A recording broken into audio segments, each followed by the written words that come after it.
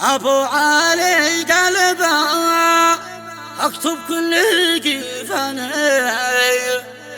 وأبو شهاب يعزف الحان بصوت العود على غربة مريرة صعيبة حتى تركاني، ووقت قاسي يخا للعقل دم مفقود، لولا الظروف والمسيات تصيبني مترك بلادي ولا عيشها كذا مكبود،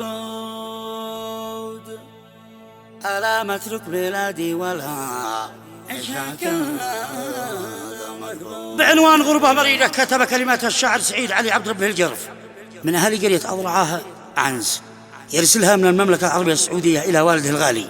كما يحب يشكر أصدقائه في الغربة الأخ أبو وجود عزيز غالب وأبو تركي الجرف وطارق العنسي، مع خالص التحايا والأمنيات للأخ الشيخ عبد الناصر الصنبلي، وتحياته للأخوة محمد علي صالح سعيد الجرف وأبو علي الصامت وأحمد صالح غالب الجرف.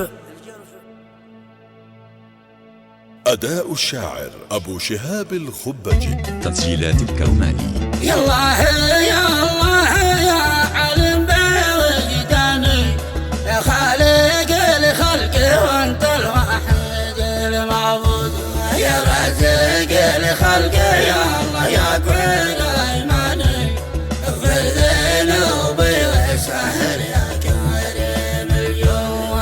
ابو علي قلب اكتب كل كيفاني، وابو شهاب يعزف الحان بصوت الحب، حب الضاعه ولها والشوق خلاني في غربات الويل ساهر في الليالي السود، غربة مريرة صاحبها تتركني، ووقت قاسي يخلي العقل يدوم لولا الظروف والماسية وصيباني، مترك بلادي ولا عيشها كذا مكبود. يا والدي أنت رزقي قوة إيماني، الله يطول بعمرك يا كريم الجود. يا والدي أنت رزقي قوة إيماني، الله يطول بعمرك يا كريم الجود.